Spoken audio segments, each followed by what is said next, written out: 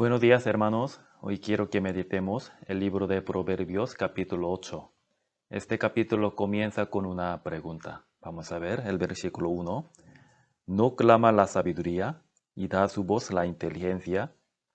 Es decir, la sabiduría está clamando.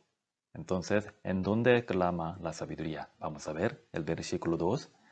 En las alturas junto al camino. El versículo 3 dice, en el lugar de las puertas a la entrada de la ciudad. Son lugares públicos, expuestos a cualquiera, ¿verdad? Entonces, ¿qué significa clamar la sabiduría en lugares llenos de gente? Esto significa la sabiduría es esencial, es una verdad que todos deben conocer.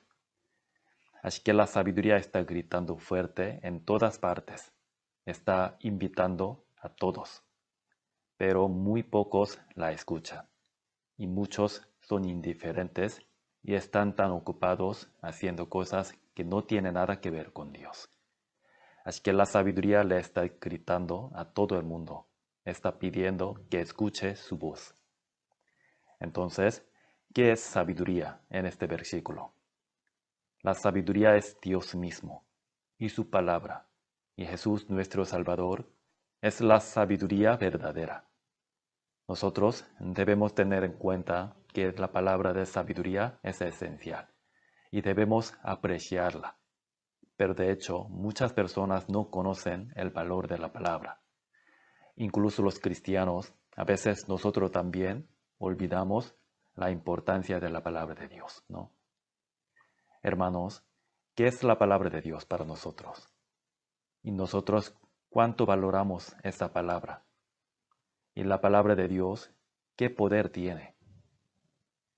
Sobre todo la palabra de Dios nos ha salvado. Y esta palabra da a las personas vida nueva. Conduce a la vida eterna.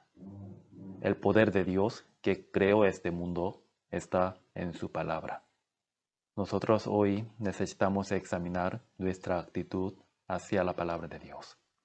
Y experimentando día a día el poder de la palabra de Dios, debemos ser capaces de anunciarla a los demás.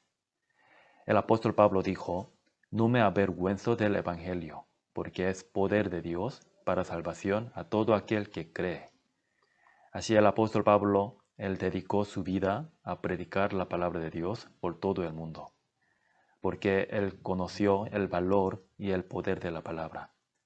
Nosotros también espero que entendamos ese valor de la palabra de Dios, que es más preciosa que cualquier cosa, y la grabemos en nuestros corazones y la meditemos diariamente, y que seamos testigos de la palabra para los demás.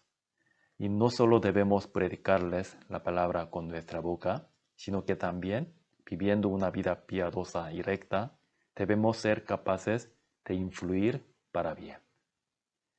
Hermanos, la palabra de Dios en sí tiene vida y gran poder.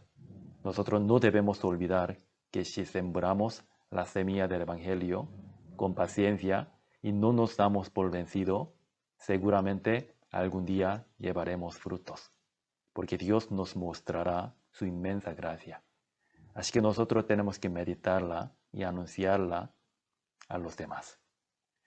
Vamos a ver el versículo 34. Aquí dice, bienaventurado el hombre que me escucha, velando a mis puertas cada día, aguardando a los postes de mis puertas. Este versículo muestra que debemos prestar atención a la palabra de Dios y darle todo nuestro corazón y toda nuestra pasión. Hermanos, de verdad bienaventurados son los que están atentos a la palabra de Dios, siguiéndola y obedeciéndola.